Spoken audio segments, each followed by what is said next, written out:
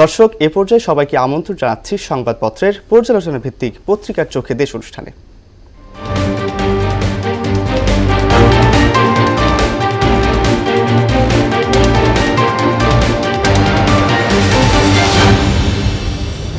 দর্শক, অনুষ্ঠানে আজকের অতিথি মোহনা টেলিভিশনের বার্তা সম্পাদক সুমন মোস্তাফিজ। সুমন, পত্রিকার চোখে দেশ অনুষ্ঠানে আপনাকে স্বাগতম। ধন্যবাদ। কেমন আছেন? ভালো আছি। আমরা আলোচনায় যাব, তার আগে জেনে নেব আজকের পত্রিকার শিরোনামগুলো। দর্শক, বরাবরের মতো আজকেও পত্রিকাতে চলে যাব। প্রথমে আমার হাতে রয়েছে প্রথম আলো।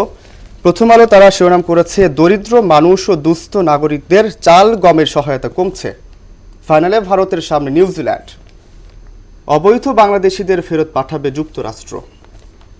পাশাপাশি আমার হাতে রয়েছে দৈনিক ইত্তেফাক, সেখানে তারা শিরোনাম করেছে, থামছে না মব ভায়োলেন্স, শেখ হাসিনার বিরুদ্ধে মানবতা বিরোধী অপরাধের বিচার হবেই, কোনো সন্দেহ নেই, বলেছেন ডক্টর ইউনূস।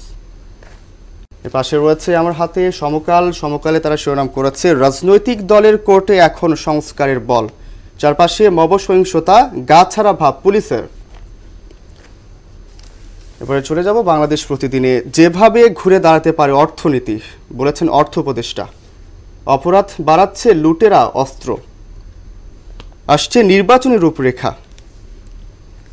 এরপরে চলে যাব আমরা যুগান্তরে, নতুন আতঙ্কের নাম মব জাস্টিস, সর্বত্র এক ধরনের ভীতিকর পরিস্থিতি, তৃপ্তি মেটে না হাসপাতালের সেহরি ইফতারে, জুলাই আন্দোলনে আহতদের রোজা। এবার চলে যাব বণিক বার্তায়, সড়ক আন্দোলন থেকে উঠে আসা ছাত্র নেতারা এখন সড়ক নিরাপত্তা নিয়ে কথা বলছেন না। এরপরে আমার হাতে সর্বশেষে রয়েছে দ্য ডেইলি স্টার। ডেইলি স্টারে তারা শিরোনাম করেছে, leading the world from home, CR Abrar outline vision for students. দর্শক, প্রতিদিনের মতো আমরা শুনলাম আজকের পত্রিকার বিশেষ বিশেষ শিরোনাম। চলে যাব এবার আলোচনায়।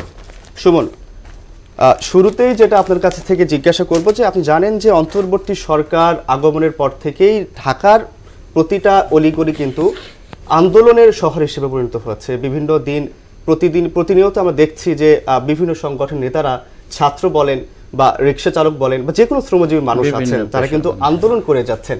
তো বর্তমানে আমি যেটা দেখতে পাচ্ছি যে ঢাকা শহরে বিভিন্ন জায়গায় কিন্তু একটা ভীতিকর পরিস্থিতির সৃষ্টি হয়েছে। তার মধ্যে রয়েছে মব সহিংসতা।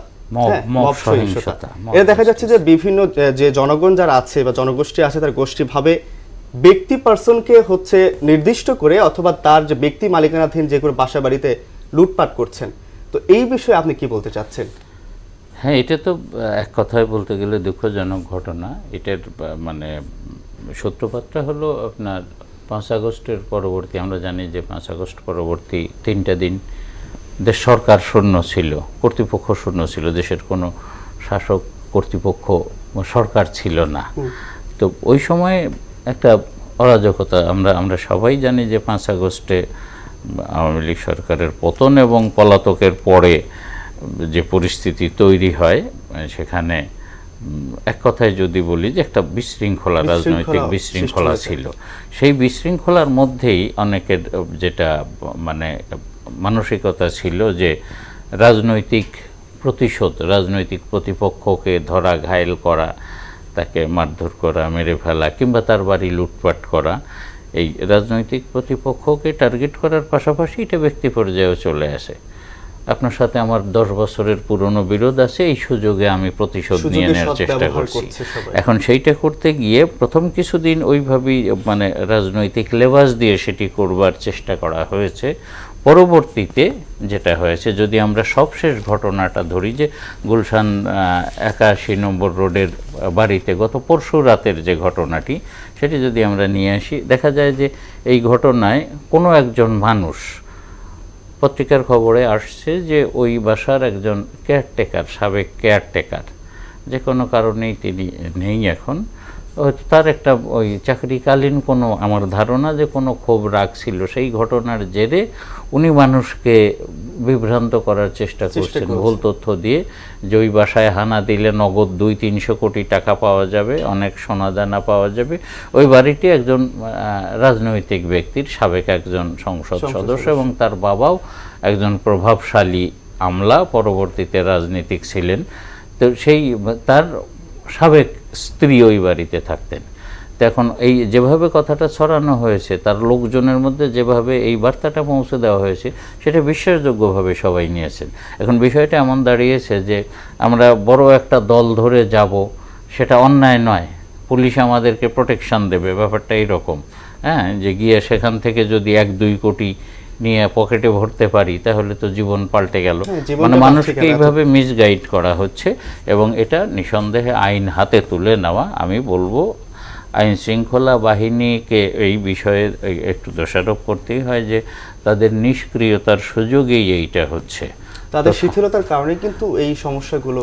এক্স্যাক্টলি। তো সাধারণ মানুষের জানমালের নিরাপত্তায় আমরা আশা করব যে সরকার এবং আইন শৃঙ্খলা রক্ষা বাহিনী আরও তৎপর হবে, এটি বন্ধ হোক, এটা সর্বজনীন। আমরাও সেটা আশা করি যে আইন শৃঙ্খলা বাহিনী তৎপর হোক আর এই সমস্যাগুলো যাতে আর না হয়। সুমন, আমরা চলে যাব আরেকটা পত্রিকাতে। পত্রিকার শিরোনামে তিনি করেছেন যে আপনি জানেন যে যুক্তরাষ্ট্র যে নির্বাচন হওয়ার পরে যে ডোনাল্ড ট্রাম্প ক্ষমতায় আসেন, এবং তিনি আসার পর থেকেই কিন্তু তিনি সিরিয়াল মেইনটেইন করে কিন্তু বিভিন্ন দেশের যে অবৈধ অভিবাসী আছে তাদেরকে কিন্তু ফেরত পাঠাচ্ছেন।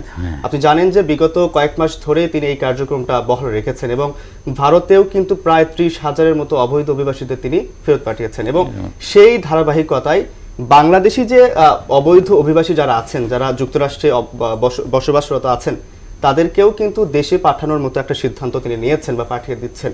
তো এই বিষয়টাকে আপনি কোন নজরে দেখবেন, যে এটা কি আদৌ তিনি সঠিক সিদ্ধান্ত নিয়েছেন নাকি এটা তার ভুল সিদ্ধান্ত হবে? না, সেটা তো আমাদের পার্সপেক্টিভ থেকে, বাংলাদেশের বাস্তবতা থেকে যদি বলি তাহলে তো নিশ্চয়ই আমরা এটা চাই না, আর উনি ওনার জায়গায় আছেন।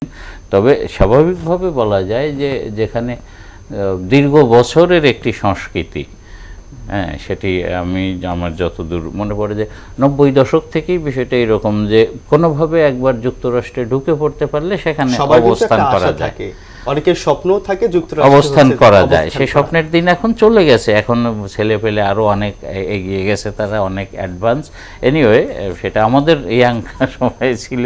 তো যেটা বিষয় সেটা হচ্ছে যে একটা একটা মানে কি রেওয়াজ ছিল যে যে কোনোভাবে মার্কিন যুক্তরাষ্ট্রে ঢুকে পড়তে পারলে সেখানে অবস্থান করা যায়, কাউকে বের করে দেওয়া হয় না। এটা তাদের যদি বলি যে মানবাধিকার বিবেচনা করি বা যে অর্থেই হোক, সেই রেওয়াজটা ভেঙে দিচ্ছেন বলা যায় ডোনাল্ড ট্রাম্প। এবং উনি দাবি করছেন যে এই বাইডেনের এক শাসন আমলেই অসংখ্য মানুষ, কয়েক লাখ মানুষের কথা উনি বলছেন যে অবৈধভাবে অনুপ্রবেশ করছে। তো আমাদের পার্সপেক্টিভ থেকে যে বাংলাদেশিদেরকে এই সংখ্যাটা উনি জানাননি, মানে যুক্তরাষ্ট্র জানায়নি যে কতজন অবৈধ বাংলাদেশি এই মুহূর্তে এবং কবে তাদেরকে ফেরত পাঠাবে, এই বিষয়টা জানানো হয়নি। তারা চিঠি দিয়ে জানিয়েছে যে অবৈধ বাংলাদেশিদেরকেও ফেরত পাঠানো হবে। তো এই ক্ষেত্রে মানে বাংলাদেশের অ্যাকচুয়ালি করার কিছুই নেই। তারা তাদের নিজস্ব আইনে, যদি আমরা বলি যে অবৈধভাবে আমার দেশে অবৈধভাবে কেউ বসবাস করছেন, সেটি আমি দয়া করে তাকে থাকতে দিয়েছি। সহজভাবে যদি বলি, আমি যদি থাকতে না দিই তাহলে একদিনও তিনি থাকতে পারবেন না। তো যেহেতু মার্কিনিরা বলছে যে ফেরত পাঠাবে, চিঠি দিয়ে জানিয়ে দিয়েছে, তো সেক্ষেত্রে বাংলাদেশের করার কিছু নেই। বাংলাদেশ থেকে একটি অনুরোধ জানানো হয়েছে যে কোনো দেশের, আমরা জানি যে আমাদের পার্শ্ববর্তী দেশের নাগরিকদেরকে হাতকড়া পরিয়ে একটু অসম্মানজনকভাবে পাঠানো হয়েছে। বাংলাদেশ থেকে অনুরোধ করা হয়েছে যে বাংলাদেশিদেরকে যেন ওইভাবে ফেরত পাঠানো না হয়, ফেরত যখন পাঠাবি সেটা যেন একটু সম্মানের সাথে পাঠানো হয়, এইটুকুই বলা হয়েছে। আচ্ছা, আমরা চলে যাব আরেকটা শিরোনামে। সেখানে তা বলেছে যে দরিদ্র মানুষ ও দুস্থ নারীদের চাল গমের সহায়তা কমেছে। এটা তো বিভিন্ন খাতে সামাজিক সহায়তা, টিআর কাবিখা বিভিন্ন প্রকল্পের মাধ্যমে এটি দেওয়া হতো। তো এই সহায়তা কমাটা এটা ভালো খবর নয়, কারণ আমরা এরই মধ্যে জানি যে শহরেও, ক্ষুদ্র রাজধানীতেও আমরা যেটি দেখি যে আপনার টিসিবির মাধ্যমে যে বা বিভিন্ন সংস্থার মাধ্যমে যে ন্যায্য মূল্যে বিভিন্ন নিত্য সামগ্রী, নিত্যপণ্য বিক্রি করা হয়, সেখানে বিরাট বড় লাইন। সেই পণ্য নেওয়ার জন্য মানুষের মধ্যে হুড়হাঙ্গামা, মারামারি, ধাক্কাধাক্কি হয়। তার মানে পণ্যমূল্যের যে ঊর্ধ্বগতি, তার বিপরীতে একটু কম দামে কিছু জিনিস পাওয়ার জন্য মানুষ এই অবস্থানটা নেয়। তো সেই ক্ষেত্রে যদি এই সহযোগিতাটা, সামাজিক সহযোগিতাটা অব্যাহত থাকতো, তাহলে আমার মনে হয় দুস্থ মানুষগুলো, আর্থিকভাবে অনটনে থাকা মানুষগুলো আরও একটু স্বস্তিতে থাকতে পারতেন। হ্যাঁ, তো আমরা আশা করব যে একটু বিবেচনা করবে সরকার। আচ্ছা, আমরা আরেকটা প্রশ্নে চলে যেতে চাই, সেটা হচ্ছে বিএসইসির চেয়ারম্যান ও কমিশনার 4 ঘন্টা অবরুদ্ধ, পরে পাহারায় কার্যালয় ত্যাগ। এখানে একটি কন্ট্রাডিক্টিভ বিষয় যেটা বলা হয়েছে, চেয়ারম্যান বলছেন যে কিছু কর্মকর্তা দুর্নীতিবাজ, বিএসইসি তো দুর্নীতির মানে সাগরে ডুবে থাকা একটি প্রতিষ্ঠান, সেখানে ভালো মানুষ, আমি দুঃখিত আমাকে এইভাবেই বলতে হচ্ছে যে ভালো মানুষ কাজ করেন কিনা সন্দেহ হয়, সেটা খুঁজে বের করার বিষয়। তো সেইখানে মানে চেয়ারম্যান বলছেন যে কিছু কর্মকর্তা দুর্নীতিবাজ, কিছু কর্মকর্তার বিরুদ্ধে ব্যবস্থা নেয়, তারা এই পদক্ষেপ নিয়েছে। চেয়ারম্যান এবং কয়েকজন কমিশনারকে তারা অবরুদ্ধ করে ফেলে, মানে বিদ্যুৎ সংযোগ বিচ্ছিন্ন করে দেওয়া হয় 4 ঘন্টা, একেবারে যথার্থ অবরোধ যাকে বলে সেইভাবেই 4 ঘন্টা চেয়ারম্যান সহ কমিশনারদেরকে অবরোধ করে রাখে। পরে সম্ভবত পুলিশ এবং সেনাবাহিনীর সহায়তায়, সেনাবাহিনীর পাহারায় তাদেরকে অফিস থেকে বের করে দেওয়া হয়। তো সেটা তো একদিন দেওয়া হলো। আমার বক্তব্য হচ্ছে যে কেন এই অবস্থা, তারা কেন অবরোধ করলো, যেটি আপনি শুরুতে বলছিলেন যে আন্দোলনের তো শেষ নাই, দাবি দেওয়ার শেষ নাই। তো তারা কি আন্দোলন নিয়ে এই অবরোধ করছে, সেটি যদি যৌক্তিক হয় তাহলে নিশ্চয়ই সেটি বিবেচনা করা উচিত, আর তারা অন্যায়ভাবে যদি এটি করে থাকে তারও পদক্ষেপ নেওয়া উচিত, কঠোরভাবে পদক্ষেপ নেওয়া উচিত। অবশ্যই সুমন, আসলে আলোচনার অনেক বিষয় আছে, আসলে সময় স্বল্পতা, আমরা অন্য একদিন আপনার সাথে আবার আলোচনায় বসবো। আমাদের স্টুডিওতে আসার জন্য আপনাকে অসংখ্য